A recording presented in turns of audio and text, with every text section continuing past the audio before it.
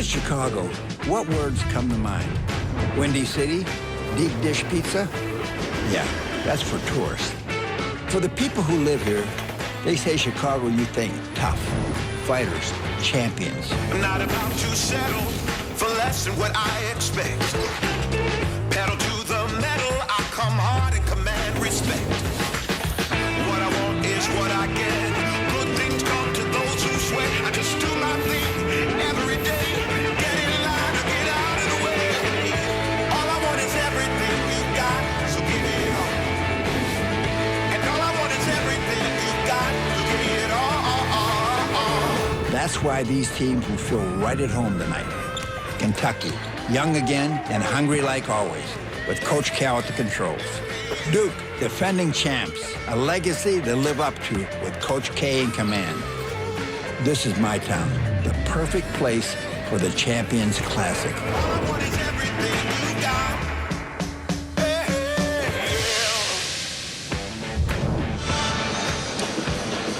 Welcome to the State Farm Champions Classic, a great night of college basketball coming your way from the United Center here in Chicago. It begins with the defending national champion Duke Blue Devils and a Final Four team from a year ago, the Kentucky Wildcats. Kansas, Michigan State still to come.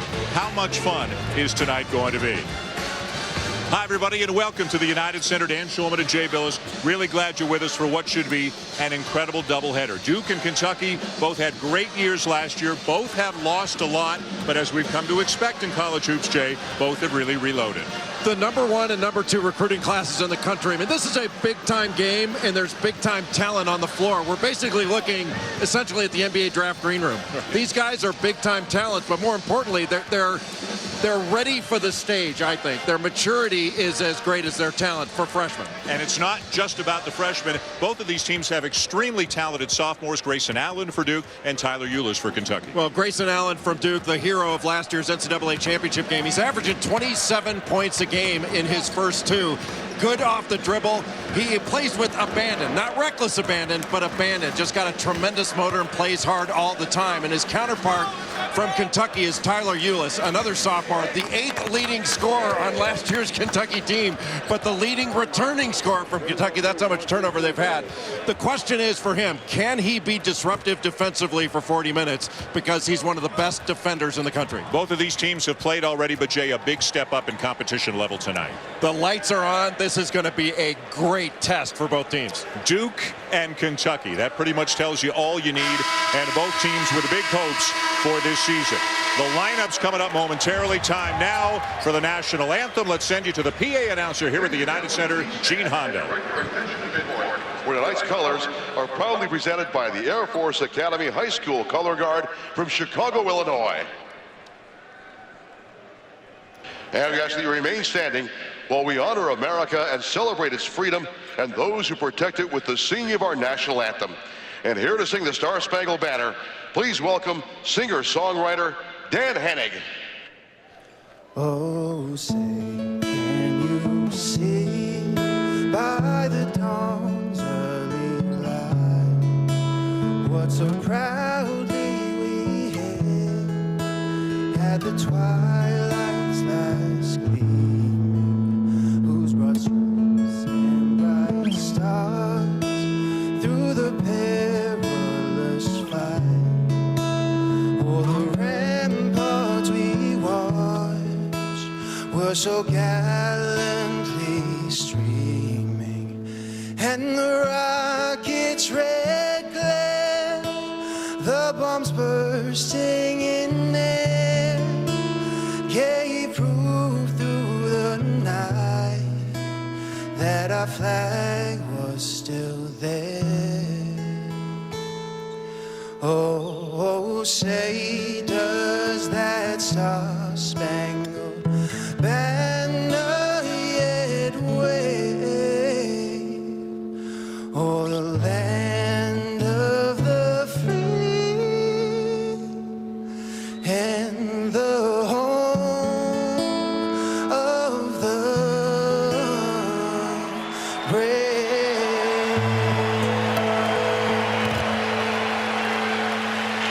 Ladies and gentlemen, Dan Henning and the Air Force Academy High School Color Guard.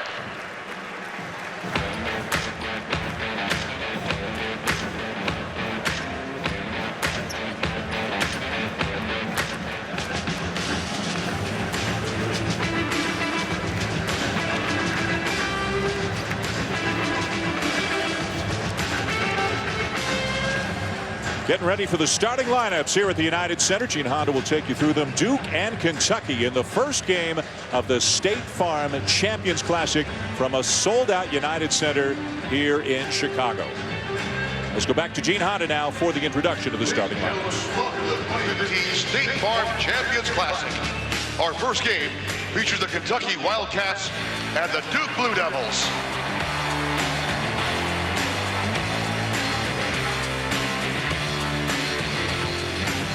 And now let's meet our starting lineups for tonight's first game. At guard for Kentucky, a 5'9" sophomore from Chicago, Illinois, number 3, Tyler Ulis. At guard for Duke, a 6'5" sophomore from Jacksonville, Florida, number 3, Grayson Allen.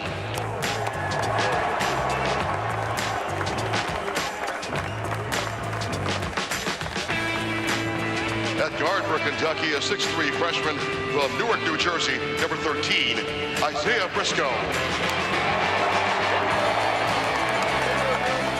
At guard for Duke, a 6'5" junior from DeSoto, Texas, number 13, Matt Jones.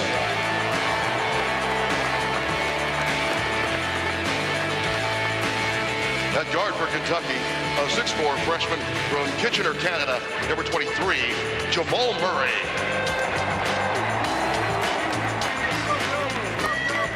At forward for Duke, a 6'9" freshman from Kinston, North Carolina, number 14, Brandon Ingram.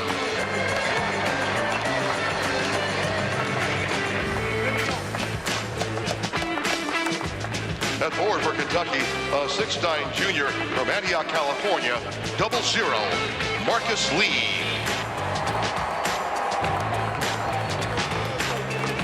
At forward for Duke, a 6'9" senior from Philadelphia, Pennsylvania, number 21, Emil Jefferson.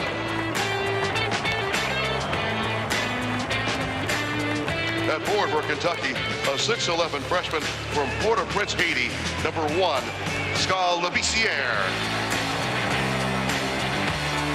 And at center for Duke, a 7-foot graduate student from Warsaw, Indiana, number 40, Marshall Plumlee. The head coach of Kentucky is John Calipari. And the head coach of Duke is Mike Krzyzewski.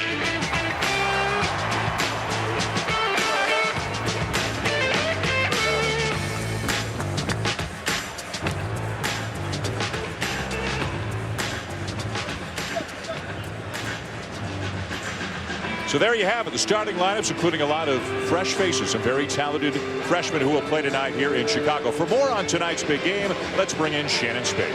Hey there, Dan. You know, when I spoke with Mike Krzyzewski and John Calipari today, they both used the same word, learn. They said, I have to learn my team because, as you guys have already mentioned, there's a ton of talent on both of these teams, but there's not a whole lot of experience. In fact, of the players that are here today, Duke has just 87 combined starts. Kentucky's even lower than that at 62, and truly this will be their first test of the season. Matt Jones, guard for Duke, he told me as a veteran, it is his responsibility to help these guys calm down a little bit. He said, I know there's going to be some wide eyes. I just have to remember to tell them to have fun and enjoy the moment.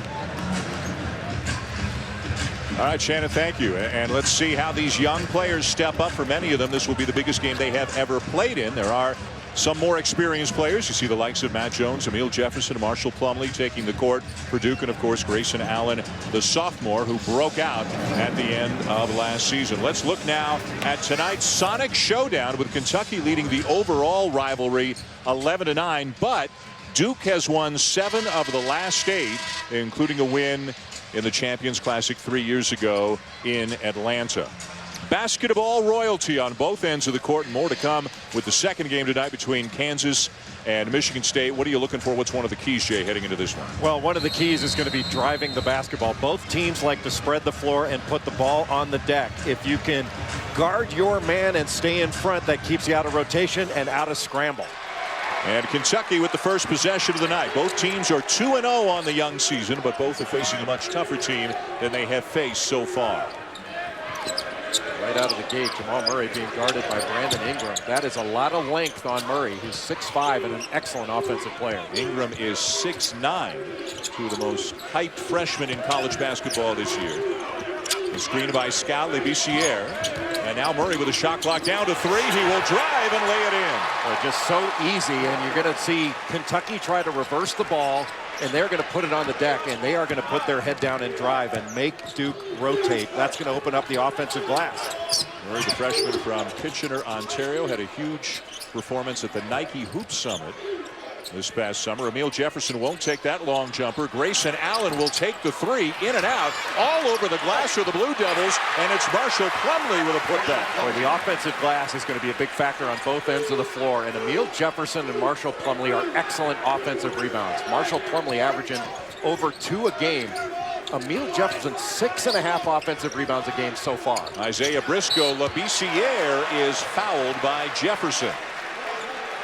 Kentucky continuing to drive the ball. Rotations early on a bit slow for Duke. They're going to have to remedy that. At first, you want to stay in front of the ball, but that's almost impossible to do with as good a drivers as Kentucky has got. They play basically 3 point guards. Isaiah Briscoe, Jamal Murray, and Tyler Ulis are all point guards. So here is Labissiere from Haiti. And like so many in that nation, his home devastated by the earthquake some years ago, moved to the United States, attended high school in Memphis. You can see the #2 overall recruit in the ESPN 100. What do people really have to know about his game? Well, he's very skilled, and he can shoot it, so he can step away. If he sets a screen, he can actually play pick and pop basketball. So when you're taking away the drive, they can throw back, and he's a guy that can knock down a perimeter jump shot. Kentucky downing or icing the ball screen on the right side. Allen, 54 points in Duke's first 2 games this year against Siena and Bryan, and Mike Krzyzewski has said often, were it not for his performance in the national championship game, they would not have won that game. Well, he had 16 points in 21 minutes, and I think he scored 8 straight at one point in that game. And Mike Krzyzewski also said that one play where he dove on the floor for a loose ball might have been one of the best plays he's seen as the Duke head coach. The foul's on Marcus Lee, his first. Inbounded to Allen, who's just named the ACC Player of the Week. A rejection by Lee. Numbers for Kentucky. Ulis. Labissiere with a slam. Well, you turn the ball over in this game, your offense has to help your defense. And if you turn it over, you are starting a break. That's the first pass in your opponent's fast break. Nobody called that screen out for Tyler Ulis. He got nailed by Jefferson. And Jay, the Duke starting lineup really without a true point guard, but the coaching staff believes that all 3 perimeter players, Jones, Allen, and even Ingram, can initiate the offense. Ingram misses the 3. Long rebound. And the Duke players a little bit slow getting to that loose ball. Murray with the handoff and the lay-in for Briscoe. Well, you better get a loose ball because Kentucky's leaking out early. If you can get the loose ball from Kentucky, you got a chance to get an easy basket. Otherwise, they're getting the easy one by leaking out early and going the other way. And Kentucky has bolted out to an early 5-point lead here in Chicago. Down in the ball screen and good reversal. This is Jones. Shot clock at 10. Kentucky really staying in front effectively, trying to make Duke shoot over the top. Jefferson can't finish. Offensive rebound again, Plumlee, and he's got both baskets tonight for the Blue Devils. Whenever you get 2 guys going after a block shot, you better block it because it's going to open up the offensive glass if you don't. Ulis will have a huge role on this Kentucky team this year, expected to be one of the top point guards in America. How about the reverse by Isaiah Briscoe, the freshman from Union, New Jersey. A great drive, but a poor closeout by Brandon Ingram. Just got caught flat-footed, and Briscoe just drove right past him. Ingram keeping the dribble alive, guarded by Murray. Allen trying to turn the corner on Briscoe. Gets it off the glass, too strong. And look who's on the glass again. It's the Marshall Plumlee show so far for Duke. The best offense for Duke has been a missed shot. Now turnover from Kentucky. Marcus Lee not expecting a pass off his shoulder into the backcourt. Kentucky has been getting to the basket at will on their offensive end, and Marshall Plumlee has been getting offensive rebounds at will. Grayson Allen trying to get a foul call, doesn't get it. Nobody puts a body on Marshall Plumlee. It's 3 offensive boards for the big guy. First substitution for Mike Krzyzewski. Derek Thornton, freshman to point guard, wearing number 12, will come into the game. So Duke has gone smaller as Jefferson has gone to the bench. And Alex Poythress, back from the torn ACL a year ago, has checked in for the first time tonight for Kentucky. John Calipari talking to Alex Poythress just about playing like an elite athlete. Another offensive board. Plumlee again, and a chance for 3. Kentucky is just watching the ball when it goes up on the backboard. There is very little physicality on the part of the UK big guys.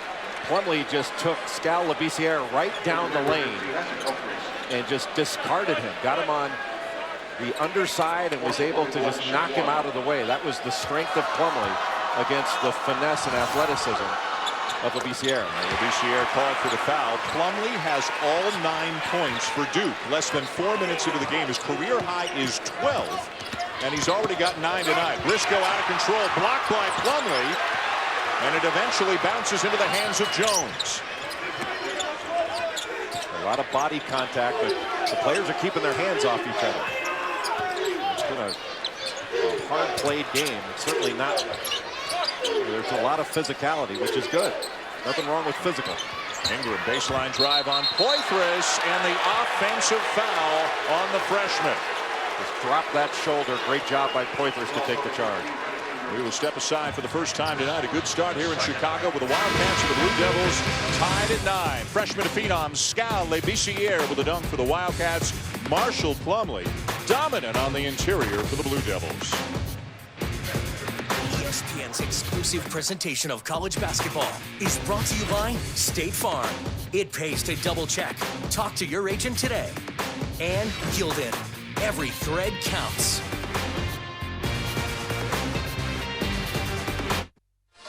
Well, what a year it was for the Duke Blue Devils last year. 35-4, 15-3 in the league, and then, of course, all the way to the national championship, beating Wisconsin in the title game, earning a visit to the White House, having some fun, posing for some pictures, but then losing so much from that incredible team, including the 3 great freshmen, Okafor, Winslow, Jones, and also Quinn Cook, who had an outstanding year as a senior. So it's a team with a lot of new faces, and it's a team, Jay, where some of the returning faces need to step up and assume larger roles than they did last year, and that leads us to Marshall Plumlee. Well, who predicted that Marshall Plumlee would score 9 straight in this one? Out of the gate. What a tremendous job that he's done getting second shots when Kentucky has their first shot defense has been good. You give up those easy second ones and it puts you in a little bit of trouble. So he's got all 9 tonight. And Grayson Allen switching off on Jamal Murray. He's a guy that can get hot in a hurry. And he buries the 3. Kentucky back on top. And Murray just coming off those baseline screens, gets his feet set quickly. He is a big-time talent. Grayson Allen with a full head of steam, rejected. I think it was Isaac Humphries, the freshman from Australia. Ulis got bumped, no whistle, but he will finish. And Kentucky with another basket in transition. Boy, how about Tyler Ulis using his body to shield off the defender and finish that play? Well, Kentucky's big guys have done a pretty darn good job of protecting the lane. They just got to do a better job of rebounding. Jones pulls up to the long jumper. Loose ball. Allen got a piece of it, but it's out of bounds to Kentucky. It looked like Humphries pushed Grayson Allen, but look at this block. Goes straight up and gets it right out of the air. Body contact was after the block, so therefore ruled incidental, but a really nice job of shielding off Matt Jones with his body. Tyler Ulis, he hasn't played his best basketball in the first couple games of the season. But he is capable of much, much better. 7 assists and 6 turnovers in the first 2 games, but showed enough last year that everybody knew he would become a force this year. No more platoons. That's all done with. Different style for Kentucky, different personnel. And boy, would they love, would John Calipari love to see a healthy Alex Poythress just go out there, be an athlete, and make some plays. Yeah, and he's coming off that knee injury. It's easy to say be an athlete, but that's the way he's got to play. He's got to run the floor, rebound, finish plays. This is Luke Kennard, a terrific shooter, another one of the freshmen. He's from Franklin, Ohio, has not shown what he can do shooting the ball in the games, lights it up in practice, and the Duke staff feels that he's right on the cusp of letting loose in a game. Well, he averaged 38 points a game in high school in Ohio. He's the second all-time leading scorer in that state. That John Diebler went to Ohio State. I'll tell you what, in this game, you have got to have all 5 guys go to the defensive glass. Right now, Kentucky's letting their big guys rebound. The guards have to rebound as well, because between Emil Jefferson and Marshall Plumlee, those guys are outstanding offensive rebounders. You can't just rebound with them one-on-one. Ulis creates a little space off to Humphreys, who missed the jumper well long. Loose ball, run down and saved by Plumlee. We are better than 6 minutes into the game. Nobody for Duke has scored other than Plumlee until now. Emil Jefferson with a chance for 3. Duke is said to be a guard-dominated team, but right now their 2 front court players have dominated their scoring. Nice pass and a good little hesitation fake, and Jefferson goes up strong. He's averaging a double-double coming into this game. Senior from Philadelphia, was a McDonald's All-American. I mean, he's a talented player, but has been a role player. Now, role player sometimes means limited to fans, but he's not limited. He's a good basketball player. 3-point deficit for Duke. Jefferson at the line. And the offensive rebound for Kennard. Jones will tie the game. Anytime there is an offensive rebound, that is the primary time you want to get a 3, because everybody's thinking about running the other way. You get a step-in 3. And John Calipari wanted to limit the catch-and-shoot opportunities of Duke. Foul there called on Derek Thornton, trying to stay in front of Tyler Ulis. Kentucky has got to become a more physical basketball team. They are not blocking out, and there's no reason that you should give up second chances off of a missed free throw. Kentucky needs to be more physical on screens, and they need to be more physical on blockouts, because right now they would be ahead were it not for the offensive glass. Derek Willis into the game for Kentucky, the junior, off to a good start this year, playing a lot, scoring a lot in the first 2 games, and Willis and Labissiere are both up going for the rebound, and the ruling is that one of them was called for basket interference. John Calipari not sure he agrees with that call. Well, that's the kind of thing that a coach can live with when you got 3 guys attacking the offense with 3 blue shirts in the air. Wow. And 4 white shirts watching. Duke was fortunate there. 7 minutes in, tied at 14. Jones, left-handed layup, in and out, rebound Labissiere. Kentucky gets the ball out quickly. Murray the kick, Willis open for 3. Murray with the offensive rebound, rolls off the rim. Labissiere has it swatted away. Transition defense is at a premium. When Kentucky gets conversion, they are gone the other way. You have got the sprint back. Murray for 3. Wide left. Taking a shot without a pass. That is a recipe for disaster. Thornton end-to-end, and another rejection. Labissiere got a fingertip on it, and a foul call going against Duke. John Calipari is furious at Jamal Murray right now for taking that jump shot. He wants him to drive the ball to the basket, put it on the floor, and attack. Now, he can make that shot, but if you do it off of a drive. Drive the ball is what he's saying. Yep. You're a good lip reader. I leave out the odd word here and there, although he didn't use any in that time. But you've seen a lot of, both of us have seen a lot of Murray. Do you consider him more of a scorer than a pure shooter? Yeah, I think that's right. And he's a big-time scorer. Yeah. Little hook there. Labissiere called for the foul, using the left arm to try to get around the defender. That is the second on him. We'll see if John Calipari is going to leave him in the game.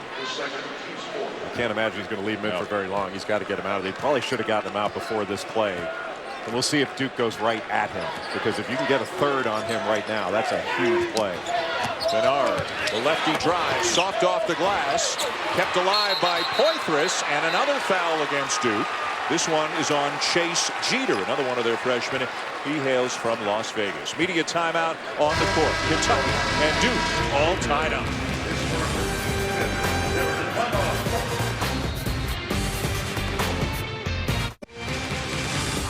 Tonight's game is a part of ESPN's Journey to the Tourney, presented by Sonic, a season-long spotlight on games that will impact the tournament. Aerial coverage provided by Goodyear. Everything Goodyear has learned making tires for game-changing traction inspires what they roll into yours. Goodyear, more driven. Welcome back to the United Center in Chicago, the first of two, Kentucky and Duke, and what a run it has been for John Calipari in Lexington. Since coming to Kentucky in 2009, 18 Kentucky players have been chosen in the first round of the draft, and even more remarkably, 15 of those 18 have been freshmen. 12 of them have been lottery picks, and 3 of them have been the top overall pick, including Karl Anthony Towns just this past summer. Just an amazing array of talent, and an array of talent that for the last 3 years Duke has started to match. Mike Krzyzewski and John Calipari both have been dominant in recruiting the top level talents, and you recruit top talents, they're going to have an opportunity to leave early. I'll tell you what, Dan, like right now, game's tied 14-14. 12 of Duke's 14 points are off of offensive rebounds. They got a 3 off of a missed free throw offensive rebound. And if you take away their second shots, they haven't had much offensively. Let's check in with Shannon Spade. Well, guys, John Calipari, you've heard him say drive the ball. He just wants these guys to be a lot more aggressive, something he's talked about this season so far. He said they're driving it, they're throwing it up in the air, knowing they're not going to make it, knowing we're not going to crack down. We've got to be tougher. And you would think with the emphasis on freedom of movement, calling, hand-checking, teams that like to drive, Jay, will probably drive even more than they have in the past. No question. And I don't think it's going to change all that much. I mean, Kentucky is a team that last year, the year before that would have driven the ball.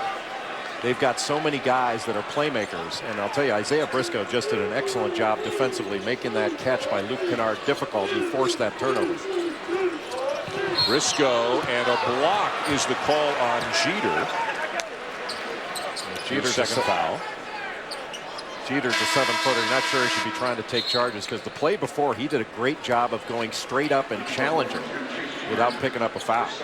As Jay talked about, 12 of the 14 Duke points tonight have come on second possessions, on second chance opportunities. And both teams getting into the paint. Kentucky had 3 or 4 baskets in transition, just flying down the court after Duke misses earlier in the game. Boy, it is tough to get the ball in bounds with Brandon Ingram guarding. He's got a 7'3" wingspan. He is going to be at the point of a 1-3-1 at times, and he's going to be guarding the ball out of bounds. Kentucky got away with a walk there. Ingram guarding Murray right now. Lee with a drive over Plumlee, and down with a rebound, Jefferson. Big guys on both teams are making opponents shoot over the top without fouling. And so far, they've been missing those opportunities. They're trying to take advantage of Ulis down to the post. 5'9" guarding the 6'5" Matt Jones. And we have a held ball. The arrow will keep it with Duke, as Marshall Plumlee was putting the ball on the floor from the three-point line and driving. Well, that's what Kentucky wants in that situation. You had Tyler Ulis, who was basically fronting Matt Jones and sitting on his legs, and then you tried to pressure, so you take away vision. They can't throw over the top. And if Marshall Plumlee, who's had a great game, John Calipari wants him driving it from the top of the key. That's not his game. Now Ingram to inbound it. Isaac Humphries has checked back in, and he's on Plumlee right now. Keep an eye on the matchup. Now it's Ulis on Grayson Allen. Allen has been quiet in the early going. Marshall Plumlee is a graduate student. He's got to be 23 years old. And Humphries is 17. Shot clock violation. Well, they grow big in Australia. 7 foot 270 at the age of 17. Look at what's coming up. The second game tonight. Journey to the Tourney, presented by Sonic, is the second game of the State Farm Champions Classic. Number 4 Kansas and number 13 Michigan State going at it in the nightcap here tonight in Chicago. This will be Kentucky ball. Kentucky's done a nice job of creating some movement, and then with that dribble drive motion of getting the ball into the lane. But I think they've got to be a little bit smarter, a little bit tougher when they're putting those shots up. Runner, floater. I think they're pulling the trigger on these and kind of pulling the string too much. Last basket for Kentucky was better than 5 minutes ago. Nice dish. Humphries from Lee. How about that pass? A little dish off from Murray to Lee, and that was a great pass from the baseline to Humphries. Marcus Lee, another guy who's going to have a larger role than he did last year, you would imagine. Ingram, nice look. And Jefferson slams it home to tie the game. Well, I'll tell you, Matt Jones did a very nice job against Tyler Ulis' pressure. He kind of backed him down, got the ball to a cutting Ingram, and a terrific pass to Jefferson. And now here's 6'9" Ingram on 5'9" Ulis. Briscoe, tough one, off balance, and it goes. He can make tough shots. Seth Greenberg has called him a ball guard, and he's a big-time guard. And now Jamal Murray called for the block. Brandon Ingram is basically a 6'9" guard. Coming off that little curl when Marcus Lee steps up. Anytime you help up, you're vulnerable to a drop-off. And that was a really nice pass by Brandon Ingram. I'm not sure there's another player in college basketball that's quite like Ingram. He's built like Kevin Durant. Doesn't shoot it like Durant, but he's built like Durant. And he's not a forward. He's a guard. Let's go to Shannon. Yeah, guys, and we talk about how much a player changes from when they start college to when they go on to the NBA. Take a look at Brandon Ingram since he got to Duke. When he first got here on the left, he's gained 30 pounds on the right. They have him listed at 190, but still, you obviously can see he has a lot more weight to gain. So he was down around 160 pounds as a 6'9" guy. Well, if he gained 30 pounds, I don't know where he's put it, because he still looks like he weighs 160 pounds, but he's a big-time talent. Foul on Ingram, his second, and that'll put Kentucky into the bonus. Kennard is going to check in for Ingram. Big numbers in the first two games for Ingram, although he shot the ball much better in the second game. A win over Bryant than he did in the first game, a win over Siena. When was the last time you weighed 160? I was 8. A long, long time ago. I'm glad they're not showing before and after pictures of us in our suits over the last 15 years or so. That's not doing anybody any good. The pace has slowed down a bit here in the last few minutes. It's tied at 18 in Chicago. Allen rises up for the jumper off the back of the iron. Jefferson with a rebound and a putback. Boy, Duke is dominating Kentucky on the glass. They're just dominating Kentucky on the glass. First lead now for Duke, and a foul before the shot is called on Allen. Yeah, that's the one thing in watching tape at Kentucky. I did not think that the Wildcats have been very physical on screens. They're not hitting bodies on screens. And I can tell you for an absolute fact, they're not hitting bodies. Labissiere hasn't been in the game since the 12-minute mark with 2 fouls. But they have not laid a body on anybody on the glass. Not anybody. Lee goes out. And Poythress comes back in, maybe to lend an added element of muscle on the defensive glass. Tyler Ulis at the free throw line for Kentucky. You know, on first shot attempts on possessions, Duke can't be shooting more than 20%. But with those second shots, that's what's keeping them in the game. Pressure from Kentucky. And again, no prototypical, no true point guard. Although Mike Krzyzewski does not define the positions that way, but no true point guard in the starting 5 for Duke. Allen, what a block. Humphries with his second of the night. Boy, with the left hand, that was big time. And Kentucky flying down the court again. Murray can't finish. But getting after it is Poythress. And it all started with a great block shot from the youngest player on the court, Isaac Humphries. Here's the finish of all that. Murray missing it. Nobody boxing out an outstanding offensive rebounder in Alex Poythress. And you talk about playing like an elite athlete, and that's exactly what Poythress did there. And one. But what a block by Humphries. Humphries has really made his presence felt at the defensive end of the floor. Now he runs down the rebound and then turns it over. Put it on the deck. And then gets it back for a moment. That's the difference between a senior and a freshman. The freshman bent over at the waist. The senior dove for it. And now Humphries called for the foul. Not popular with Kentucky fans here in this building. Well, that was a good call. 7:55 to go. Kentucky and Duke going at it here at the United Center. Ramil Jefferson slamming one home for the Blue Devils. Poythress with the answer for the Cats. Spent a long time running just to get here from where I'm from. State Farm Champions Classic Game 1. Kentucky and Duke. Dan Shulman, Jay Billis, Shannon Spake. Glad you're with us. Kentucky leading by 2. Jay made a great point before the last time out about a difference between a freshman and a senior. Show it to us again. Well, Isaac Humphries has played great in this game. Loose ball, Humphries is bending over for it. Marshall Plumlee dives on the floor, gets possession of it, starts a break in an advantage situation for Duke. And look, this happens to a lot of young players. Humphries is 17 years old. He's got a great future ahead of him. His present is pretty darn good. But everybody kind of learns that the hard way. You bend over for the ball, another guy dives on it. It's kind of a who wants it more type scenario. But I think Isaac Humphries just learned a really valuable lesson. And my guess is he won't let that happen again. The 50-year senior Marshall Plumlee had the 4 minutes of his life at the beginning of the game. He scored the first 9 points tonight for Duke. If you weren't with us early, the leading scorer for Kentucky's Isaiah Briscoe with 6. Kansas and Michigan State still to come in the second game tonight from the United Center.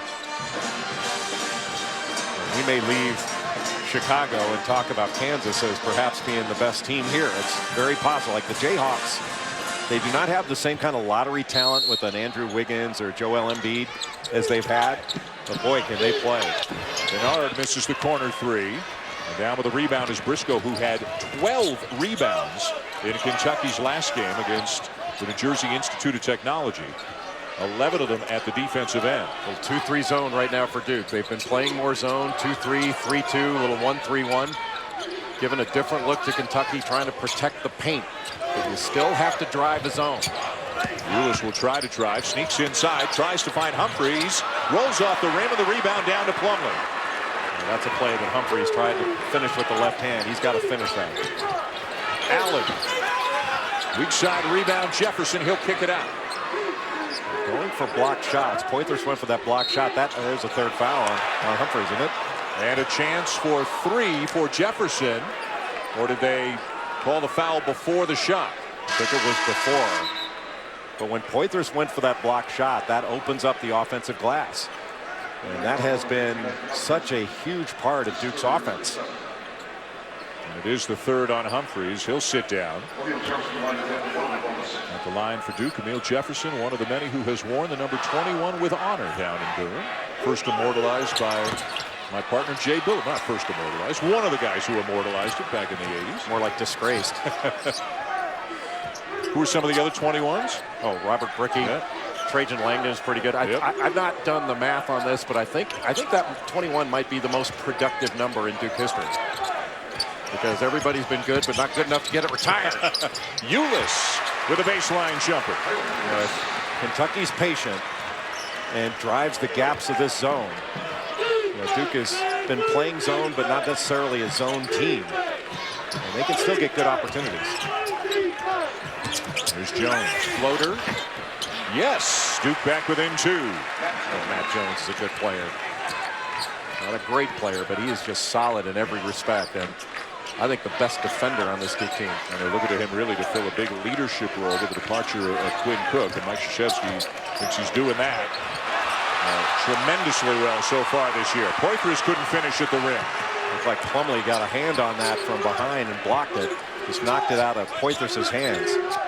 But Kentucky did a good job driving the gap to get that. Plumlee driving and draws the foul. What a game Marshall Plumlee's had. NBA Wednesday presented by State Farm. You see a couple of Wildcats. Anthony Davis and the Pelicans take it on OKC, and then it'll be the Chicago Bulls. So Derrick Rose had Kentucky practice earlier today. Rolled his ankle last night. It'll be Chicago taking on Eric Bledsoe and the Phoenix Suns. Our coverage begins with NBA Countdown at 7:30 with Tracy McGrady joining the crew.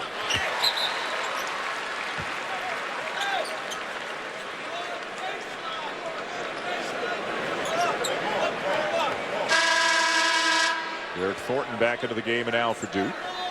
As Kennard will sit down. Really important 6 minutes before halftime. Labissiere still out of the game and will likely be out the remainder of the first half with those 2 fouls. Isaac Humphries with 3. So it's Poythress and Lee, the big guys in there right now for the Wildcats. And Duke back to man-to-man.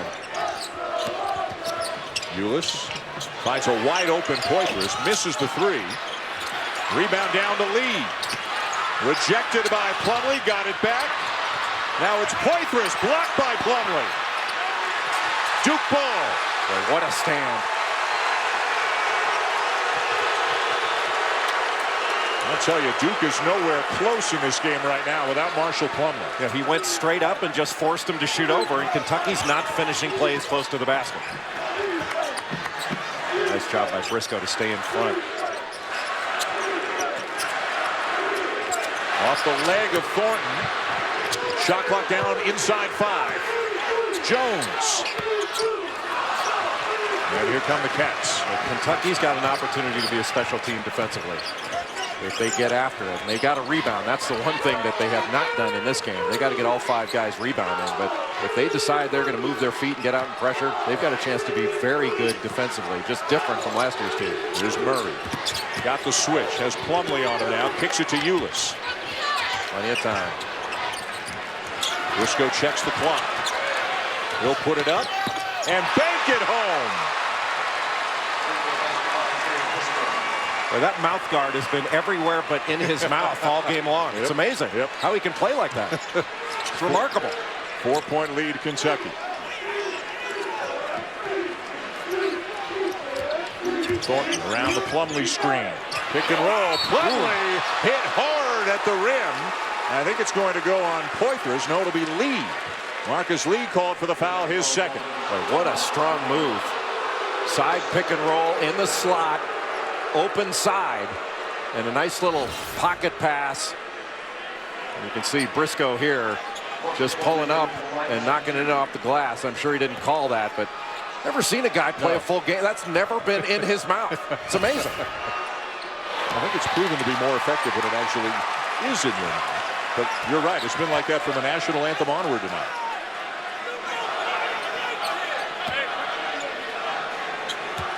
And Calipari's been stalking that sideline most of the night. Mike Krzyzewski's been a lot quieter over on the Duke side. Well, he's been sitting down. He hasn't been quieter. Big difference. Spoken like a guy who played for him. 3-point lead, Kentucky, inside 4 minutes to go in the first half.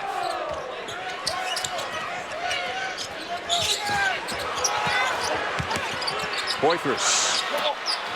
And Jefferson, another rebound for Duke. Well, Plumlee has done a nice job protecting the basket. Has not blocked a ton of shots, but he's changed some shots. Jefferson wanted the ball inside. He had Ulis on him, but Jones took the 3 and missed it badly. And at the other end, Lee with a slam. Boy, when Kentucky gets a rebound, they are gone. They just haven't gotten many of them. Well, as you've said so many times, the first shot's like the first pass in your opponent's fast break, and that was the case right there. 8-0 they lead in the fast break department. Allen, too much size, bothered by Lee. It looked like he got fouled there because Lee brought his arms down. Nice move. Ulis coast to coast, biggest lead of the night for Kentucky.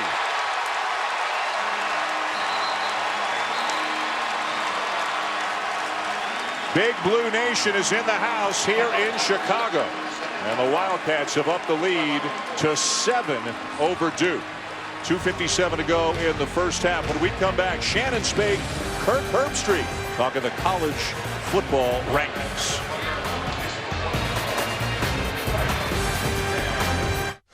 The College Football Playoff Top 25 Ranking Show presented by Goodyear comes your way tonight, right here from the United Center between Game 1 and Game 2. It's your chance to see the top 4 and the rest of the rankings revealed live. Join Reese and the guys between games. Right now for a preview, Shannon Spake is with Kirk Herbstreit. That's right, Dan. All of our friends are hanging out here tonight enjoying the game. We're watching some of the top 4 really basketball teams in the nation. But let's talk about football right now. Top 4 football teams, college football teams. Kirk, I know you made your picks last night. What do you think? Who are your picks for the top 4? Well, I mean, you have Clemson, Alabama, Ohio State. I think everybody agrees they're for now at the top 3. And then it's a big debate. I mean, you got Notre Dame out there. You have Oklahoma State. And Oklahoma, after what they did last week against Baylor, Iowa is still out there. So what's going to be interesting tonight is 4, 5, 6, and 7. And here we go. You know, we got 3 more weeks, but we'll see where they stack up tonight. You picked Oklahoma State in that top 4, right? I did. I put them up there last week. I kept them there. Oklahoma, for me, after watching what they did in Waco, moved significantly up this past week. And now they get another opportunity against TCU. Oklahoma is that stock you want to buy because, to me, the Sooners, if they play the way they did last week, they're a hot team. All right, we'll see you between games. Enjoy some hoops. You guys having fun up here? Absolutely. I'm learning a lot. It's a good time. All right, back to you, Dan. All right, guys, thank you. Good one here. Kentucky on a bit of a run right now, leading Duke 31-24 in the last 3 minutes of the first half. Here with the State Farm Champions Classic, Michigan State and Kansas, game number 2 tonight. Duke's got to get Grayson Allen going. He's 0 for 8, has not scored. He's averaging 27. He just picked up an assist on the 3 by Derek Thornton, the freshman's first points of the night. Allen set a back screen, got the ball, and then attacked. And oftentimes when a player sets a screen, you're going to be open. It's not necessarily the cutter that's going to be open, it's the screener. Duke back at a man-to-man defense. Briscoe and Ulis have been very good. Combined, they're 7 of 8. Ulis cut off, cross-court Murray. Gets inside, floater, a little bit short. Lee down with an offensive rebound. That is his specialty in the first 2 games for Kentucky this year. He ripped down 12 offensive rebounds. Well, and that's been his specialty his entire career. He gets offensive rebounds in bunches. But you like the way Jamal Murray, instead of taking that jump shot on the reversal, put the ball on the floor. John Calipari wants his team to drive it. Thornton, step-back jumper, back-to-back field goals for the freshman. Thornton got off to a slow start his first couple games, still feeling his way around. It's too easy. Ulis over the top to Lee. That is way too easy. Great play and great vision by Tyler Ulis. Kentucky by 6. Allen still scoreless in the game, and as Jay mentioned, averaging 27 in Duke's first 2 games this year against Siena and Bryant. Kentucky's downing ball screens. They're keeping it to the same side. You got to throw back and reverse it. Matt Jones with a long 2.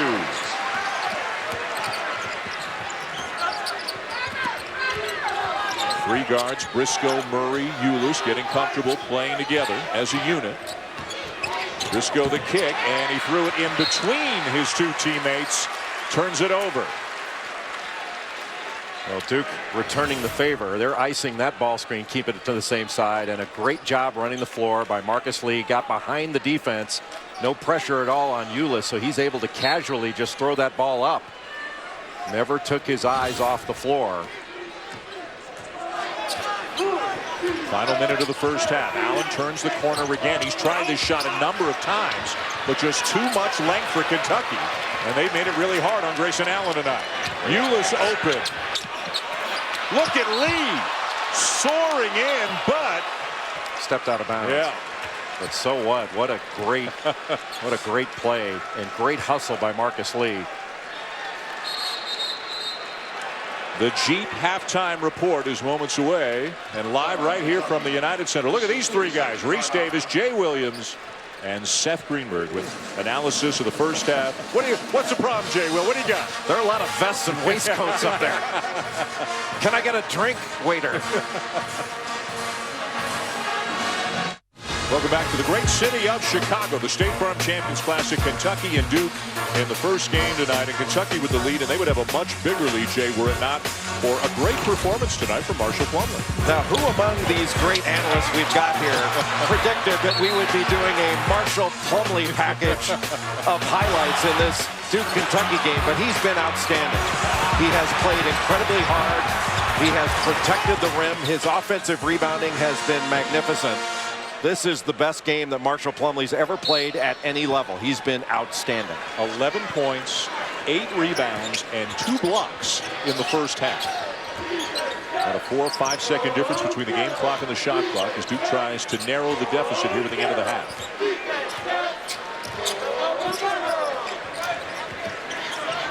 Jamal Murray has done a nice job not only driving the ball, but defensively he's done a nice job as well. And great job by Marcus Lee to stay in front. It's still loose. It still belongs to Duke, but not for long. Briscoe. Oh! What a beautiful play by Isaiah Briscoe. And what a finish to the first half for Kentucky. Marcus Lee moving his feet as a big guy and staying in front made that play. Terrific little pass ahead by Jamal Murray. And you can't teach this kind of play. Thornton falls down, opens it up. I mean, who teaches this? That's magnificent. Shannon Spake is with John Calipari.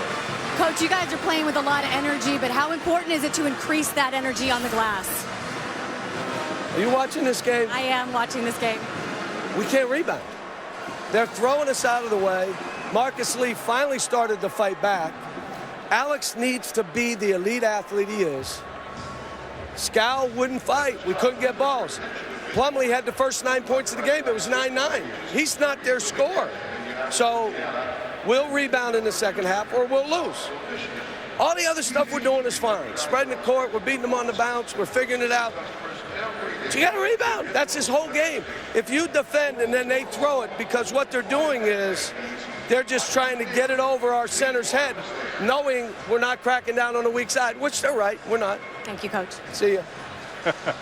John Calipari, always entertaining in the interview coming off the court. Kentucky entertaining tonight, leading Duke 37-31 at the half here in Chicago. After the break, it is the Chief Halftime Report. Race Davis, Seth Greenberg, Jay Williams. Don't miss it.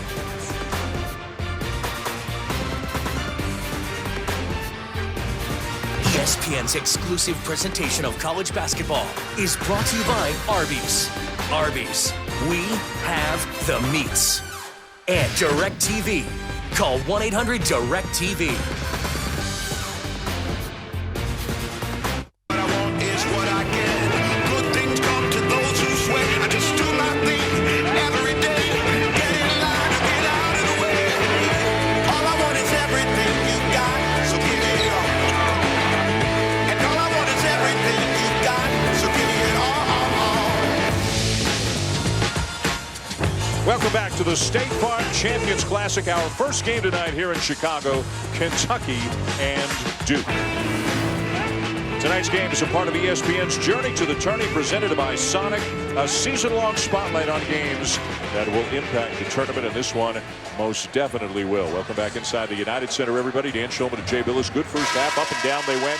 Kentucky and Duke, and it was Kentucky really thriving in transition. Yeah, both teams had huge pluses in the first half and huge minuses, and Duke was not as tough as Kentucky in transition. When there was conversion, it was Kentucky racing out and getting advantage situations and getting easy baskets in the open floor.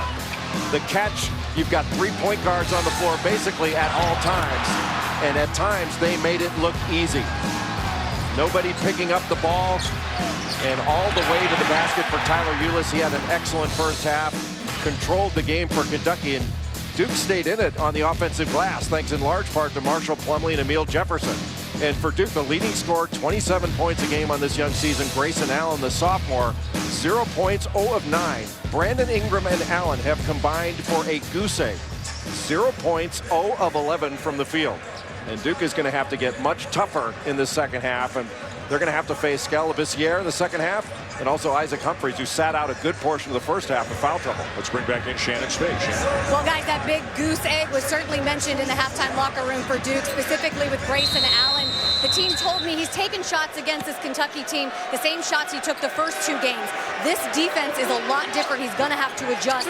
They also mentioned the perimeter. They said we're just absolutely getting bullied there and in transition. Well, Allen, a lot of the misses were on drives as he went to his right and tried to loft them up and over Kentucky defenders, but just so much length for this Kentucky defense as Jamal Murray drives, and he is fouled by Marshall Plumlee. That'll be the second on the big man for Duke. Well, Murray just sought out the body of Marshall Plumlee. He's a much better athlete, Murray is, than he gets credit for. He had 30 points and was the MVP of that Nike event in Portland. I'll tell you, he is a big-time player. Also had a chance to play internationally in the summer, played in the Pan Am Games, and spearheaded a win for Canada over the United States in the semifinal. He had no points, Jay, at the end of 3 quarters. And at the end of overtime, he had 22 points. Scored 22 in the 4th and in overtime as he misses both free throws. Unusual. He's an outstanding shooter. 6-point lead for Kentucky. We're just underway here in the second half. And don't go anywhere after this one. We've got the college football top 25 ranking show between games, and then Kansas and Michigan State coming in the second game tonight as Ingram is called for the foul. That will be the third on the freshman. And we'll see if Mike Krzyzewski's going to leave him in. So far, it looks like he will. Well, Kentucky is icing or downing the ball screen. So when there's a side ball screen, they're keeping it to that side. That's the first time Duke threw out of it to reverse the ball. And Brandon Ingram tried to take Tyler Ulis down into the post, or tried to bully him, and the referees called an offensive foul. Ulis guarded by Allen. 3-guard look for most of the night for Kentucky. Ulis has had a very strong night. Pass deflected by the length of Ingram. Kentucky retains possession. Briscoe had a terrific first half. Misses the reverse. Rebound Jefferson. A smart play by Jefferson. He was going to outlet it to Jones, and Murray was lying in wait to steal that, and Jefferson spotted it. Ingram spinning, adjusting, and finishing. And there you can see the talent of Brandon Ingram. He's got the opportunity to be a big-time player. There is no one else in college basketball quite like him. He did not play well in the first half, but he's got much better in him. Murray can't get by Plumlee. Nice look inside. Marcus Lee with a finish. A nice pass and a great catch by Marcus Lee. Jefferson just a little bit late getting there from the weak side. Allen lost it. Murray's got it, and it's out of bounds after a foul committed by Grayson Allen. Grayson Allen is totally out of sorts. He did not play well in the first half, and coming into the second half, he did not start out well. Turning the ball over, trying to bring it up against the pressure of Isaiah Briscoe, just mishandled it and doesn't really get after the ball and compounds the error by fouling. And Allen will sit, and Thornton back in now at the point for Duke.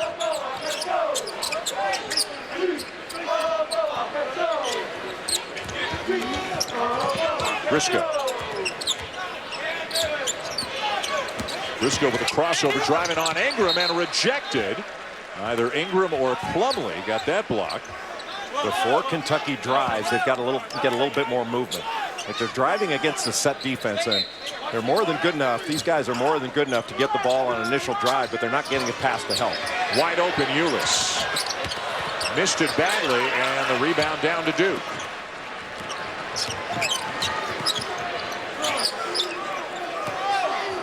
Labissiere about to come back into the game. Didn't start the second half. Didn't want to pick up that third foul quickly. Jones with a shot fade and a three. Matt Jones really shooting the ball well in the early going this season.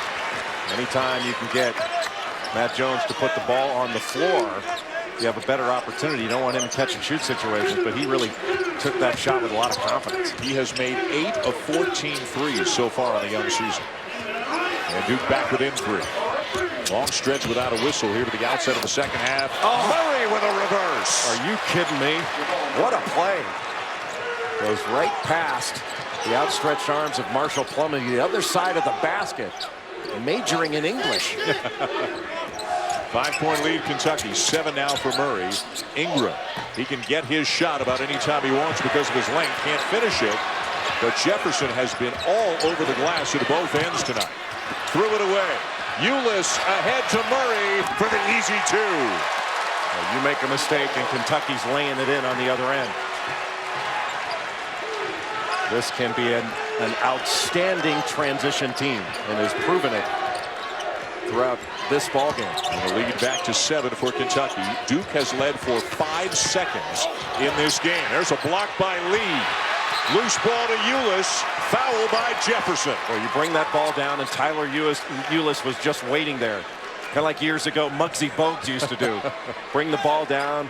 You're a beast, and you bring it down below your waist, and he takes it away from you. But this is a big-time move by Jamal Murray. Are you kidding me? That's awesome. What a great play. And then here's the Ulis feed on the turnover. Just throws it out ahead of Murray, and you make a mistake and convert. It's going the other way on conversion. Fast break points, Jay. 14-0 Kentucky. You know, it's funny, they calculate fast break points a little bit different from what I would call transition. I think in transition, Kentucky's actually scored more points. Floater by Murray, not there. Labissiere Labissiere with a follow. Well, he sat out a long time, but made his impact known as soon as he came in. Nobody lays a body on Labissiere and lays it right in. And the freshman ups the lead to 9, the largest of the night for the Wildcats. Off the fingertips of Plumlee. Numbers for Kentucky. Murray, no, and Lee with the follow. That was actually a 5-on-1. Just been a transition clinic by Kentucky. Poor pass by Thornton, and they turn it into a bucket. Double-digit lead, Kentucky. Duke desperately needs a basket. Ingram will draw the foul and shoot a couple of free throws when we come back. Great start here in the second half for Kentucky. And still to come, game number 2 tonight. KU is in the house. The Kansas Jayhawks and the Michigan State Spartans in the second game of the State Farm Champions Classic. ESPN's exclusive presentation of college basketball is brought to you by Lincoln Financial. Take charge of your today and tomorrow.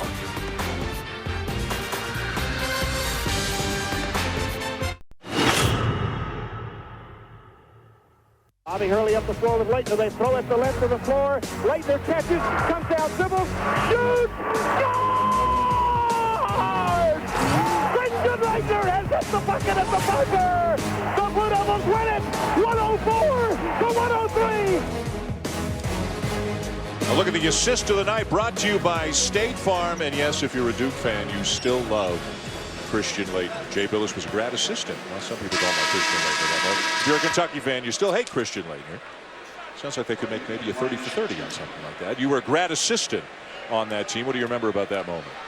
I remember I wasn't too confident when Sean Woods hit that shot and there was a timeout. But what an amazing game. And Kentucky played great. Duke played great. One of the truly iconic games in the history of basketball. Not just college basketball, but basketball. Ingram at the line to make them both to get the deficit down to 9. What has Kentucky done well in the first 5 minutes of this half? Well, they've done a really good job defensively. They've turned Duke over and they've scored on the other end of it. And I think they need to continue to drive the ball. It's a little bit of a bigger lineup right now for Kentucky. Derek Willis into the ball game. He's more a shooter than a driver. And look at the size difference between Ulis and Brandon Ingram. Ulis baseline. Threads the needle inside to Labissiere.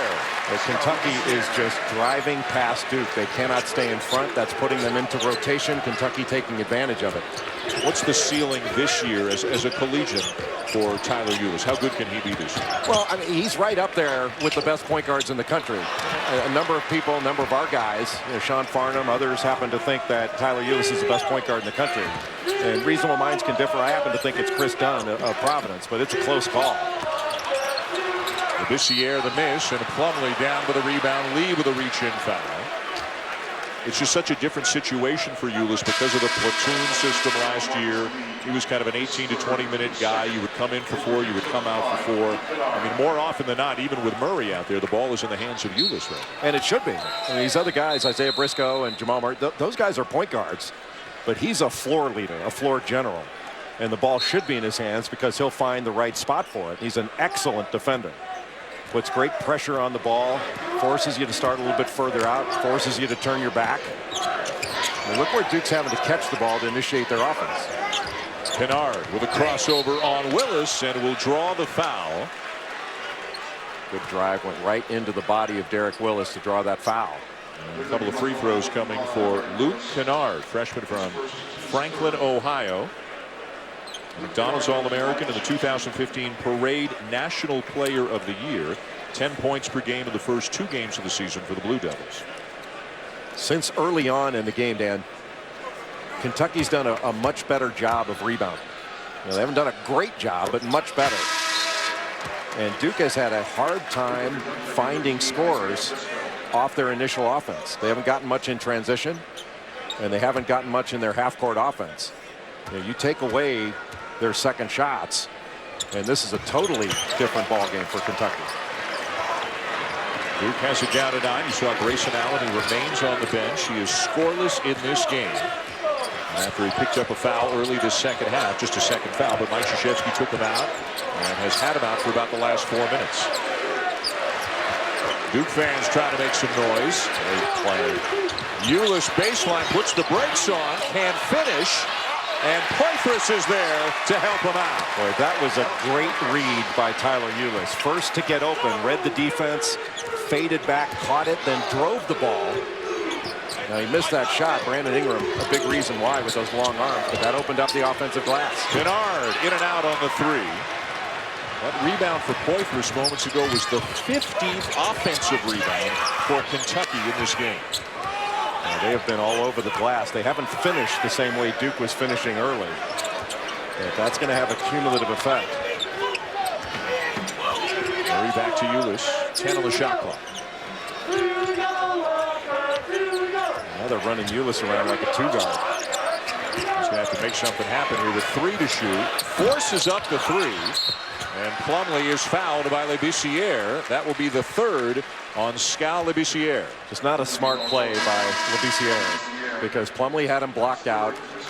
You know, you give a lot of credit for the effort, but it wasn't the most intelligent effort because there was a very low likelihood he was going to be able to get the ball and wound up picking up his 3rd foul. Grayson Allen has returned now for Duke. Checking back into the game, played sparingly in the first half for Kentucky is Charles Matthews, a 6'6" freshman from Chicago. Duke and Kentucky with the top 2 ranked recruiting classes coming into this season. And Jay, they're 1 and 2 for next year's class as well right now. Duke with the #1 ranked and #2 ranked players in the country. That's never happened before in a recruiting class with Jason Tatum and Harry Giles. Derek Thornton with the floater, and Kentucky just getting a commitment today from Bam Adebayo. Bam Adebayo, Paul Biancardi, who along with Reggie Rankin do a terrific job with ESPN recruiting and Recruiting Nation. He likens him to an Antonio McDyess player. Poythress fouled from behind by Thornton.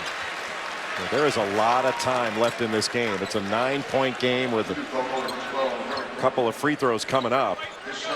But there is plenty of time left in this one.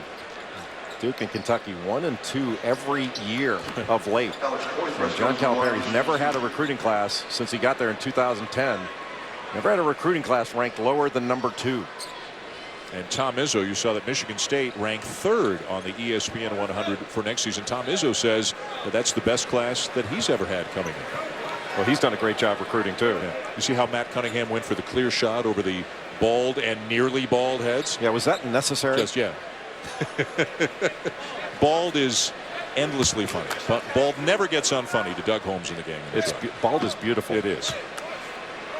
They just wish they could do it. Who loves you, baby?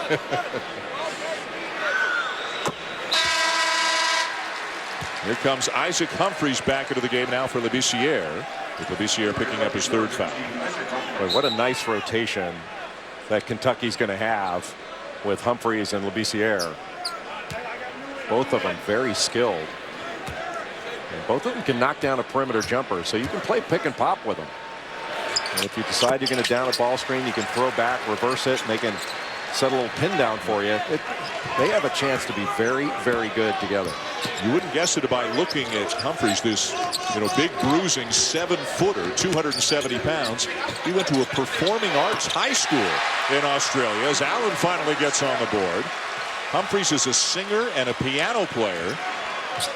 But right now on the court, he's giving John Calipari some good minutes in the front court. Well, that's one thing that John Calipari did not want to happen. That was a catch and shoot opportunity.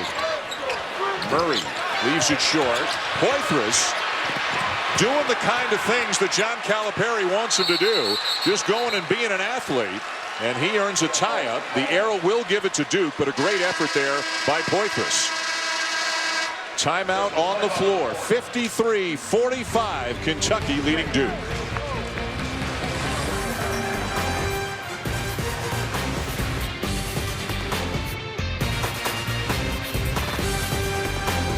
Coverage provided by Goodyear. Everything Goodyear has learned making tires for game-changing traction inspires what they roll into yours. Goodyear, more driven. Back at the United Center in Chicago with Jay Billis and Shannon Spake. I'm Dan Shulman. Game 1 of the State Farm Champions Classic.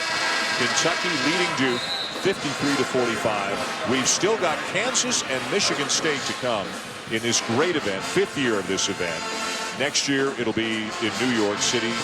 It was in Indianapolis last year, full house no matter where they play this event, and you can understand why with these 4 great programs. Transition points, a huge, huge story in this game. Yeah, Kentucky has been dominant in transition, but Duke's starting to play with a little more vigor. Thornton missed a good look from beyond the arc, and down with a two-handed rebound, Jamal Murray. And not been much on the offensive glass after that initial flurry by Duke. It's been Kentucky that's been all over the glass for second shots on their offensive end. And Briscoe's still wearing out one corner of that mouth guard. It still has not been in his mouth. It's amazing. Yeah. Murray gets the switch, runs into the midsection of Plumlee, keeps the dribble alive, finds Ulis in the corner. Poythress had it knocked away, but Murray is there to clean it up. Well, Murray picks it up and got it off the glass so quickly. And John Calipari's talked about Alex Poythress playing like an elite athlete, and he has done that on the glass. Thornton bothered by Briscoe, and another run out for Kentucky. Murray behind the back, and boy, is John Calipari unhappy with that. Well, he should be. Not a smart play, and he had an opportunity to get another transition bucket, maybe a foul, a bucket, or both. And he was looking to the bench as if he were going to take Murray out, but has not sent anybody to the scorer's table yet. Allen had to adjust in midair, and a foul on Briscoe.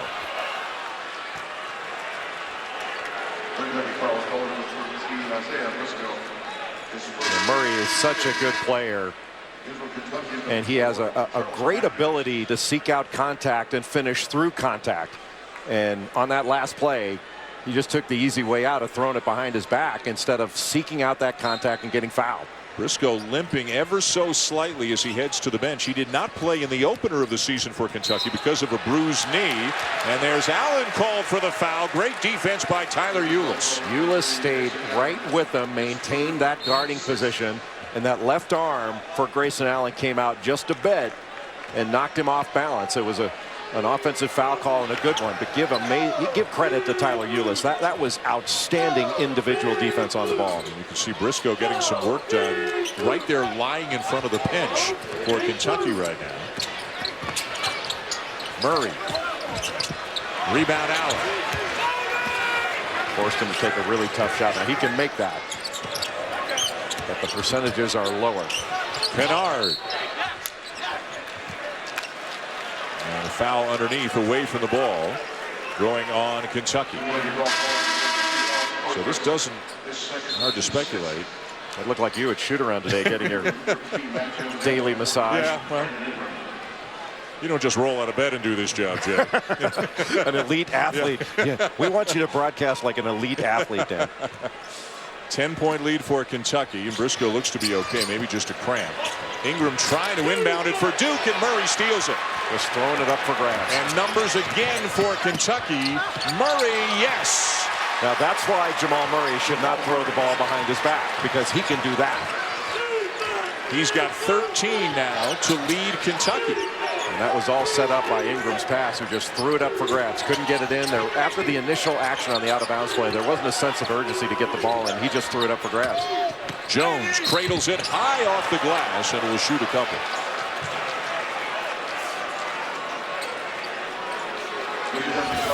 You don't often see Duke sloppy on their out-of-bounds plays, and you'd rather get a 5-second call, because at least then you can set your defense and play 5-on-5. You throw that thing up for grabs against a team that has dominated in transition, and you're giving up a layup on the other end.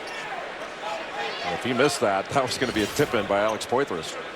Duke's turned it over 11 times. Kentucky's turned those turnovers into 13 points. Fourth foul on Labissiere, who has played well in spurts tonight, but has been limited because of the foul trouble, and he's going to head back to the bench again. Well, Labissiere can be a little bit more physical. That's the next step for him, is getting a little bit stronger, because he is very, very skilled and very athletic. I think he needs to have a hit-first mentality. He'll sit Lee back into the game.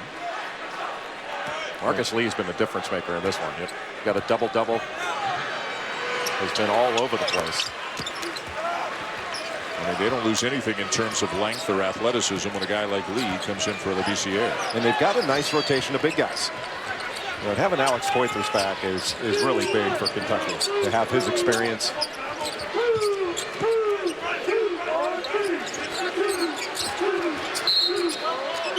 And away from the ball, a call going against Duke. Derek Thornton grabbed Tyler Ulis coming off that screen. Tonight, after the Champions Classic, stick around for Sports Center at night, if for no other reason than to see John Buccigross make that smile, give you that face during Sports Center tonight. And then they'll be followed by Neil and Nicole on the West Coast. Sports Center at night tonight on ESPN and streaming live on Watch ESPN. That is a fun show with John and John. You know, little known fact, John Buccigross was my roommate on a golf trip, and he irons his golf clothes. You know what? That is a little known fact. Not anymore. Yeah. Can he play? He's a really good golfer. The lead continues to grow for Kentucky. Ulis into double figures now. And in addition to the 10 points, Jay, how about 6 assists and no turnovers and some really good defense? Tyler Ulis has been great. You know, he didn't play particularly well the first 2 games for Kentucky. He hasn't shot the ball well. You know, Kentucky's first 2, they turned the ball over, weren't in as good a sync, but they have not turned it over in this one. And they have played incredibly hard. Just 6 turnovers in 31 minutes. Putting a little pressure on Marcus Lee at the point of that pressure with that length and his ability to move his feet. Thornton off to Jones. He'll launch a 3 and hit it. His 3rd of the night. Well, Charles Matthews thought he was there. Now in high school that would have been good enough. But a guy like Matt Jones, you've got to make him put the ball on the floor, because if you let him get into a catch and shoot motion, he's going to make that. He is a good catch and shoot jump shooter. He's got 16 tonight. He scored 29 in the first 2 games of the season for Duke, and he's another guy stepping into a larger role than he had last year. Yeah, he has showed tremendous fight in this game. The freshmen have had difficulty showing that fight, but not Matt Jones. Allen gets clobbered. All 3 officials blowing the whistle at once. Marcus Lee is 4th. You know, Kentucky has been outstanding in this game, and it's a 10-point game, but Duke is just a couple of threes away from putting some real game pressure on Kentucky. Grayson Allen going after that with both hands, gets knocked to the floor by Marcus Lee. You know, if Duke knocks down a couple free throws, gets a stop, makes a 3. You know, the tenor of this game will change if they can do that. Now it's up to Kentucky to stop that with this lead. You saw Labissiere's got 4. Lee's got 4. Lee's going to stay in the game right now. And Allen at the free throw line for Duke.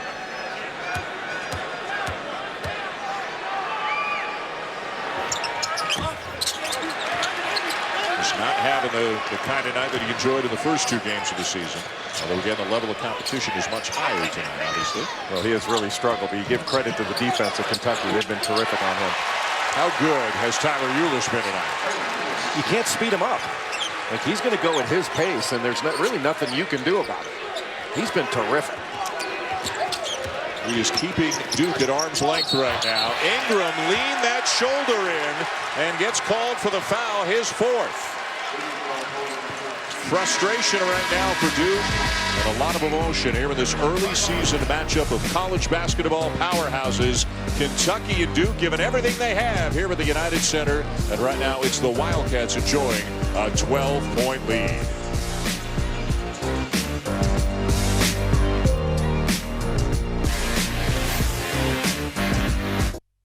Teaching them to be a great teammate, to care about others more than you care about yourself. Teaching them what joy is, true joy, and then coming together and understanding character matters.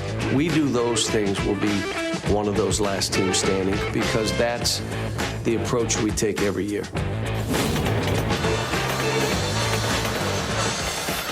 Well, today at shoot-around, the Kentucky players had a very special visitor. Cal's former player, Derrick Rose, obviously currently playing for the Chicago Bulls. He came over here, called up Cal this morning and said, hey, I want to come by and talk to the players.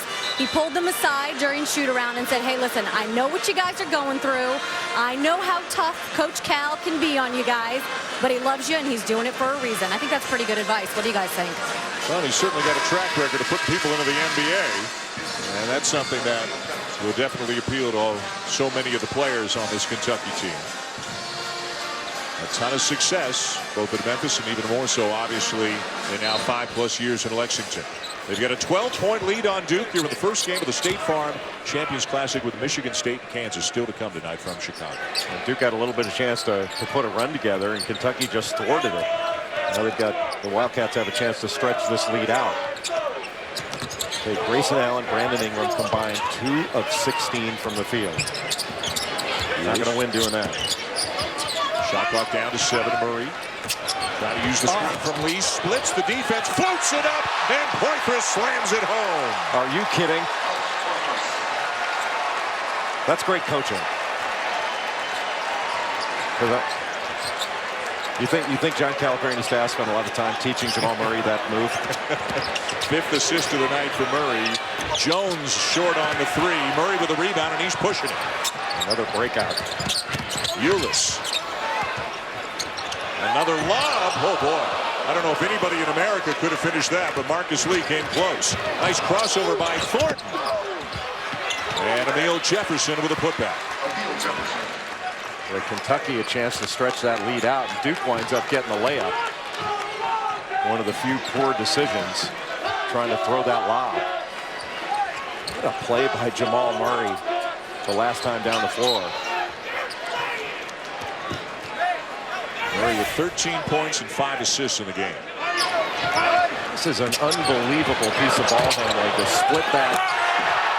split that trap off the ball screen. Behind the back. Goes behind the back, and then the lob as you help up. Oh, what a great play. If you would see with the guys like Poythress and Lee and Labissiere, I mean, you throw it up to the rim more often than not, somebody's going to go get it. That's Duke's first fast break basket of the game. First of the game. And it brings them back within 10. There is still time left, 6 minutes in the game. Well, with the way Duke can shoot it, there is plenty of time left. Briscoe fouled by Allen. Briscoe added a little bit when he made contact with Marshall Plumlee. These guys need to keep their composure. Roger Ayers is going to talk to Briscoe about it.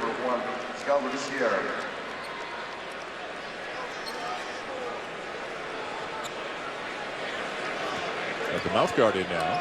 Oh, no, he doesn't. Never mind. Now he does. There it is. That's the first time. Because, you know, it has been in the whole... Yeah. And the free throw line's a dangerous place. Exactly. You got to watch yourself as the free throw shooter, because somebody's coming to get you. Shannon, if you talk to Briscoe after the game, we need to know. He's got some toughness in him, though, doesn't he? He's a player now. And this whole backcourt, Kentucky... I'm not sure there's a better backcourt, and there's certainly not one that's better off the dribble. One shot, straight in. 2 freshmen, Briscoe and Murray, and the sophomore Ulis. And all 3 of them are in double figures tonight for Kentucky. Plumlee down with another rebound. Lee got his arm caught. Plumlee might have been hanging on to it with his right arm, but that was not where Marcus Lee wanted to be. That was a bad mistake. That's going to end his night. Yeah, that's a bad mistake to put yourself in that position. Yeah, there's just no reason to go for that ball, and you let Duke walk 90 feet down to the other end and put 2 free throws up without any defense on you, and to lose a player that has played maybe his best game in a Kentucky uniform. So Lee fouls out, and they are working on Briscoe again. He has gone to the bench with what we were told was a calf cramp. Plumlee misses the front end for the offensive rebound for Jefferson. And again, no block out by Kentucky. It's not physical. Thornton slipped.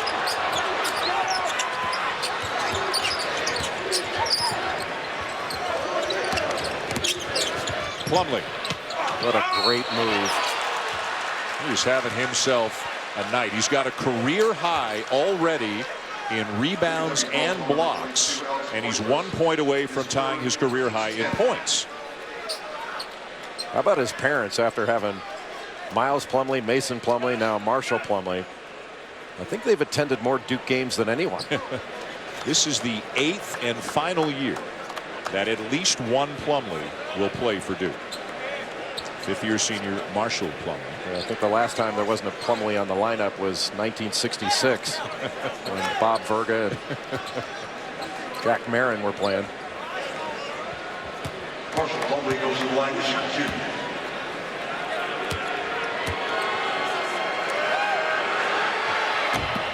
Let's go to Shannon. Yeah, Dan, you can see Isaiah Briscoe. He's in a significant amount of pain over there on the bench. It really looks like they've been trying to work out a quad cramp. I was even watching him when he was up on the free throw line. You could really see that he was fighting through some discomfort and favoring that left leg. All right, Shannon, thank you. Plumlee misses them both. As they continue to work on Briscoe's had a very effective night for Kentucky. But there was a lane violation, get another free throw.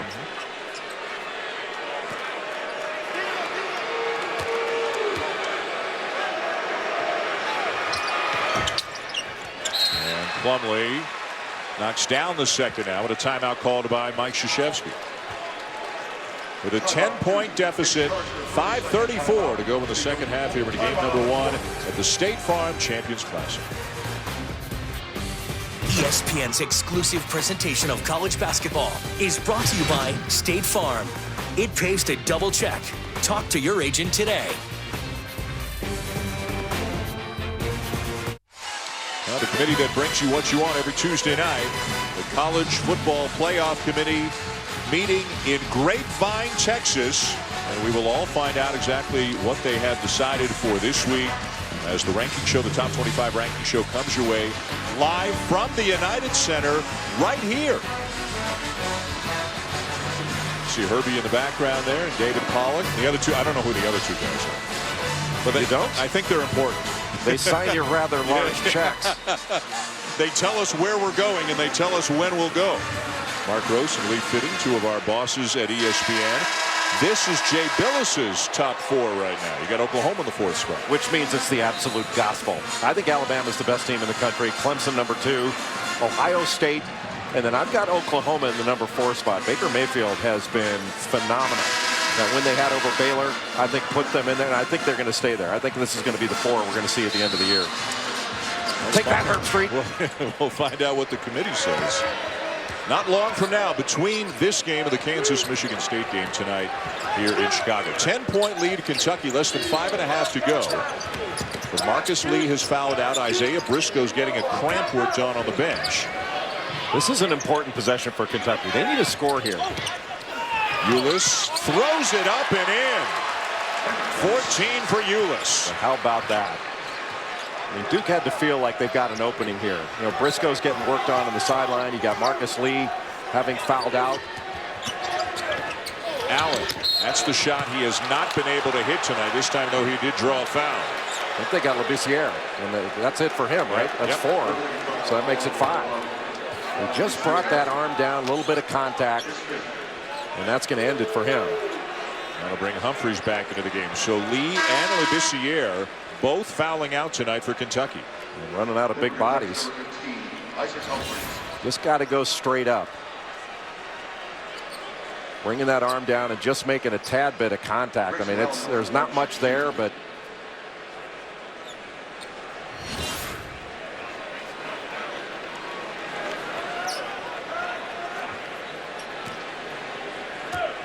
two of the big men have fouled out for Kentucky. Humphreys and Poythress both in the game with 3 right now. Another missed free throw. Allen having a tough night.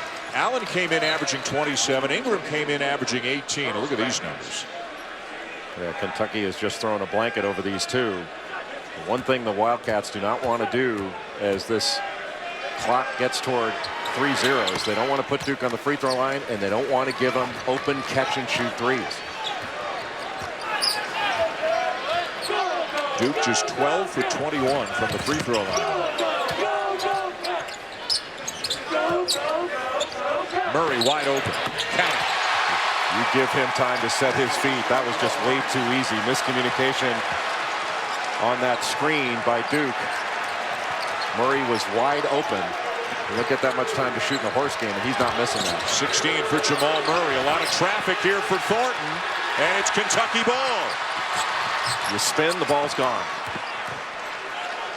Just Just a poor decision by Derek Thornton, the freshman.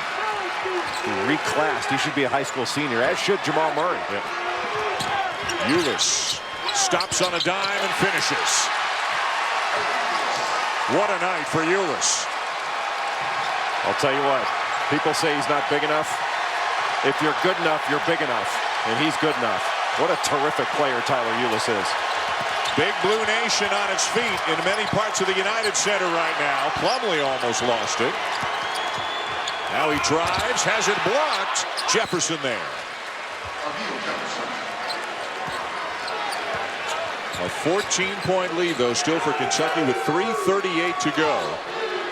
Duke had some moments in the second half where they looked like they were right on the verge of a run, just couldn't get over the hump.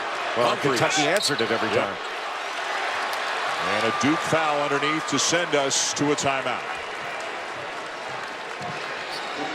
Tyler Ulis, the sophomore from here in Chicago, has just controlled this game. Ball screen getting down, he splits it, stops, gathers himself, and shoots over a bigger defender. Terrific, just terrific. So the tourney presented by Sonic continues with the second game tonight in the State Farm Champions Classic. It'll be number 4 Kansas and number 13 Michigan State. Spartans coming off a Final Four appearance a year ago. Both of these teams certainly with Final Four aspirations this year. Sparty is in the house. Denzel Valentine and company ready to take on the Kansas Jayhawks 30 minutes after the conclusion of this game. One of the great things about this event, whether it's in Chicago, Indianapolis, New York, all 4 schools well represented in the stands. Oh, these four fan bases show up and they're loud. Hey, Kansas has terrific depth.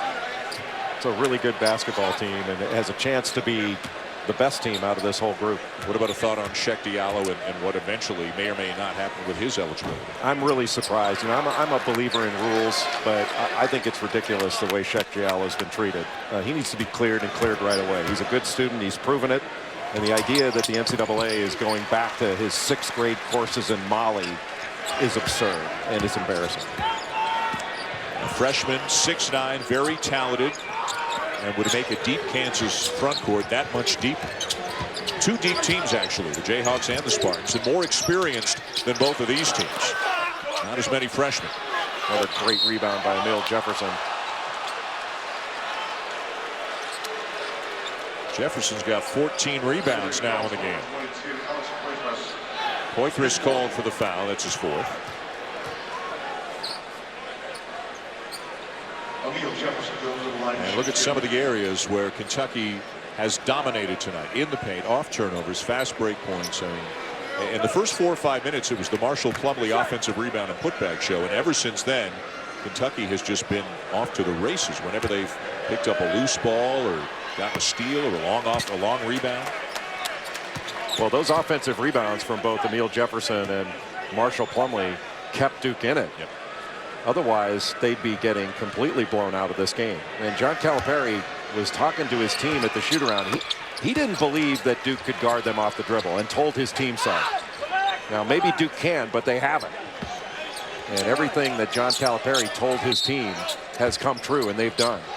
Now, the one area where Kentucky can get a lot better, you know, this team can get much more physical. I think they can get better on screens. They really don't hit bodies on screens and don't come to a stop. They need to get body contact on screens, and they can be much more physical and much better on the glass as a team. They always will have multiple ball handlers in the game. Ulis and Murray right now. Tipped out of bounds by Thornton, 9 to shoot. They figure to be a hard team to make a comeback against because of the ball handling, good free throw shooters, that sort of thing. And when they move the ball from side to side and move the defense and then attack off the dribble, there aren't a lot of defenders that can stay in front. And there certainly aren't teams that have 3 guys that can stay in front of their matchup. So they're going to put you into rotation. And if they put you into rotation, it's going to be difficult. If they put you into scramble, you're done.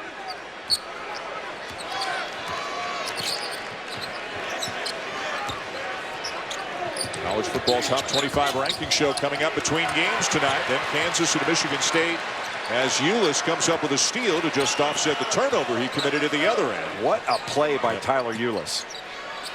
Grayson Allen got past him and he retreated to take the pass away. He's something else. He really is. What a great college play. And I think he's going to be an NBA. He's playing in the NBA. And he's played every minute of this game here. I wouldn't take him out. Matthews getting some run now with Briscoe on the bench. Murray with a shot clock running down. Has his pocket picked by Jones. And Jefferson running the floor and laying it in. Still an 11-point deficit, under 2 minutes to go. Well, Kentucky's certainly not trying to stall, but they do want to use clock. And John Calipari was trying to call a timeout. He can't do that anymore. The players have to do it. And one of the new rules this year, coaches cannot call live ball timeouts. A minute 47 to go. And an 11-point lead for Kentucky as we send it back to the studio for an update with Chris Connors. All right, guys, just want to update you on Maryland and Georgetown. Right now on ESPN News, although it's moving over to ESPN2 here in a minute. That's Rashid Suleiman right there, feeding Michael Tchaikovsky with the bucket. Close game, Maryland on top by 3 over on ESPN2. Chris, thank you. Great action, really, from last night. The tip-off marathon going all through the night, through the morning, and now culminating with a number of games this evening, including Kentucky, Duke, and Kansas, Michigan State here tonight. Well, Tyler Ulis in so many ways has controlled this game. He's controlled the ball offensively, but you can see when Isaac Humphrey steps up after Grayson Allen got past Ulis, Ulis just drops back in anticipation to steal that ball. A little pocket pass. That's a big-time play defensively by Tyler Ulis. Briscoe back into the game for Kentucky. Ulis inside, no. And a foul going against Duke. Looked like they got Chase Jeter on the foul. Yep. There's Ulis, the smallest man on the floor, seeking out the body of a bigger defender and drawing the foul to get to the free throw line. Ulis was born in Lima, Ohio, but he calls Chicago home. He moved to Chicago with his sophomore year of high school, played at Marian Catholic, and has a lot of friends and family in the house here tonight. One of the things he's doing so much better than he did last year is using a little runner or floater in the lane. He's always under control. He's got a great demeanor on the court. His leadership is invaluable. And the three guards, Ulis, Murray, and Briscoe, have 46 points, 18, 16, and 12 for Kentucky. Thornton doesn't get the bounce. Jefferson having a big, big night. That's his 15th rebound and his 16th point. That's 3 double-doubles in a row for Emil Jefferson. What a hard worker he is, and he's an outstanding defender. His ability to guard ball screens and also to guard in the post. Well, Mike Krzyzewski's got to be happy with the way some of the upperclassmen have played tonight. And Lee, Jones, and Jefferson, but the kids have not been as good as some of the kids for Kentucky. Yeah, I'm not sure he's going to be happy with much. Yeah. Terrible pass. No angle at all. He's leading Chase Jeter essentially out of bounds, even if he caught it. And that's just a youthful mistake. So Duke will suffer its first defeat of the season. They'll drop to 2-1. A look at some of the other games out of conference games coming up for Duke, including a potential matchup with Wisconsin on Sunday. Also in the ACC Big Ten, they'll play Indiana, and then a neutral court matchup with Utah. That game's in New York City on the 19th of December. One of the great things about the Champions Classic is you learn where your weaknesses are.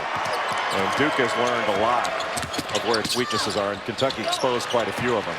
Jeter with a rejection. Some of Kentucky's have been exposed too, but this is going to be a really good team. And a shot clock violation against the Cats with just 14 seconds to play. For John Calipari, the Cats will go to 3-0 and pick up a win over the 5th-ranked team in the nation.